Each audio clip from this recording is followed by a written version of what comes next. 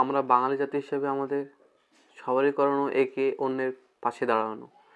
কিন্তু আজ দেখুন, আমাদের দুবেলা খাবারের ব্যবস্থা হয়েছে বলে আমরা মনে করি যে সবারই খাবারের ব্যবস্থা হয়ে গেছে।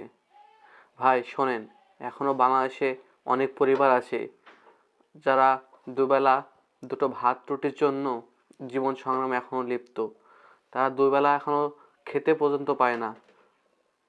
তাদের কথা একবার ভাবুন, শুধু নিজের কথা ভেবেন না, তাদের কষ্টটা বুঝুন এবং বোঝার চেষ্টাটা করুন। নিজের সমস্যা নাই বলে অন্যের যে সমস্যা থাকতে পারে এটাও যেটা ভুলে যাচ্ছেন আপনারা। কেন আপনি 3 বেলা খেতে পাচ্ছেন, বিলাসবহুলভাবে চলতে পারছেন বলে আমাদের দেশের দারিদ্রতার হার যে একদম নিঃশেষ হয়ে গেছে এমন তো কিছু নাই। এমন আমাদের দেশে দারিদ্রতার হার এখনও আছে, এখনও দারিদ্র সীমার নিচে অনেক হাজারো পরিবার আছে।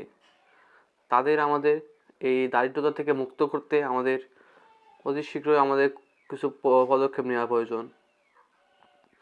তাই সকলের কথা ভেবে, সকলের কথা চিন্তা করে, সকল মানুষের, সকল পরিবারের কথা ভেবে আগামী 12 তারিখ সঠিক সুষ্ঠু নির্বাচনে সুন্দরভাবে প্রার্থী বাছাই করুন। ভাই রিকোয়েস্ট করছি ভাই, আপনাদের এমন কাউকে বাছাই করবেন না যাদের দ্বারা ওই সকল দারিদ্র মানুষকে জীবন অসহায় হয়ে পড়ে, যাদের দ্বারা ওই সকল দারিদ্র মানুষ জীবনটা আরও ঝুঁকির মুখে পড়ে যায়। ভাই এবার একবার আমরা মাথা উঁচু করে দাঁড়াতে চাই।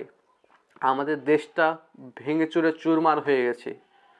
এবার হয়তো আমরা মাথা উঁচু করে দাঁড়িয়ে নতুন কিছু আবার চেষ্টা করি, হয়তো আমরা পারবো। আমাদের দেশের প্রতিটি পরিবার আমাদের নিজের পরিবার হিসাবে আমরা গণ্য করতে হবে।